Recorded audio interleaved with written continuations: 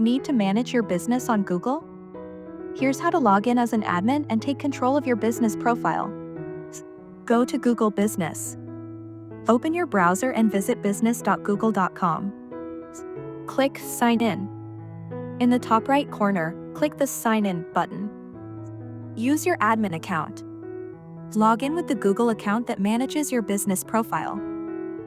Access your business dashboard.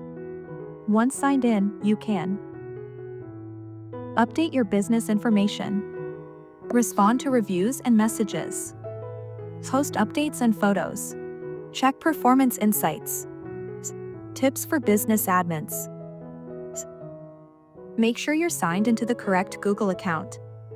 Use the Google Business Profile app on mobile for easy management. Add other managers if needed under the Users section. You're now ready to manage your business presence on Google with full control.